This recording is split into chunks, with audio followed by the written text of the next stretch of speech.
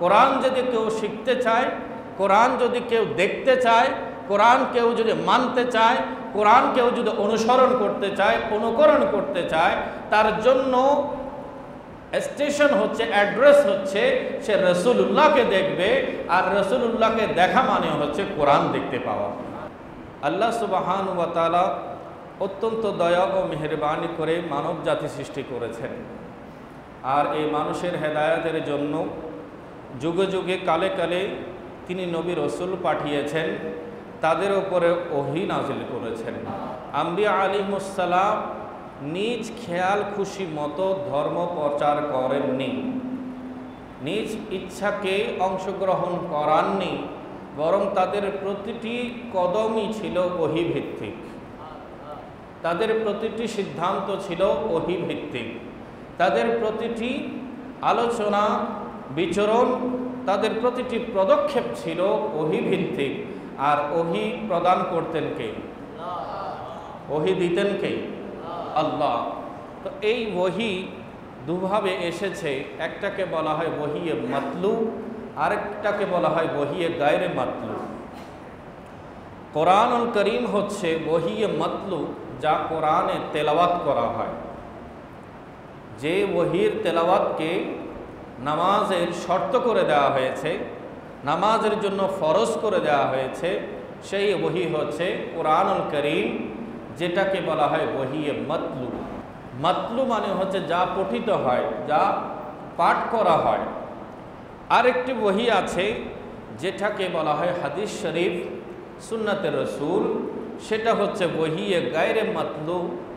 নামাজের মধ্যে যা তেলাওয়াত করাকে আবশ্যক করে দেওয়া হয়নি, ফরজ করে দেওয়া হয়নি, তারপর আমরা দেখি যে নামাজ ওহিয়ে গায়রে মাতলু থেকে পৃথক নয়।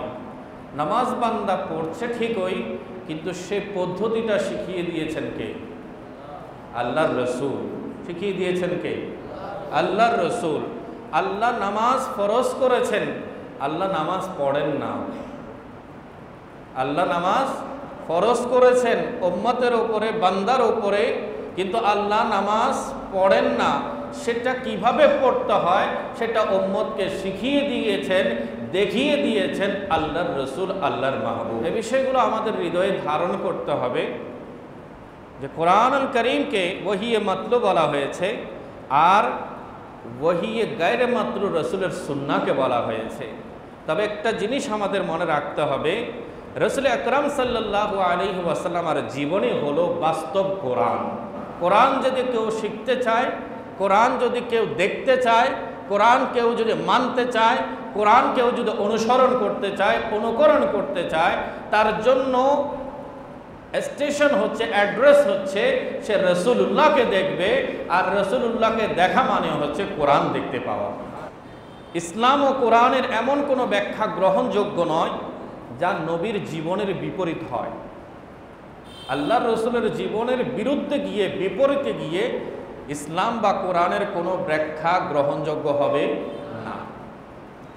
সহজ সূত্র হলো, রাসূলুল্লাহ সাল্লাল্লাহু আলাইহি ওয়াসাল্লামকে মানার নামই ইসলাম। রসুলকে মানার নামই ইসলাম। রসুল করিম সাল্লাল্লাহু আলাইহি ওয়াসাল্লামকে মানা মানে রসুলের সুন্নাহকে মানা, রসুলের সুন্নাহকে মানা, রসুলের কথাকে, কাজকে, সমর্থনকে, শরীয়ত যেটাকে হাদিস বলেছে, সেই হাদিসকে নিজের জীবনে প্রতিপালন করা মানে হচ্ছে আল্লাহর দ্বীন ইসলামকে প্রতিপালন করা।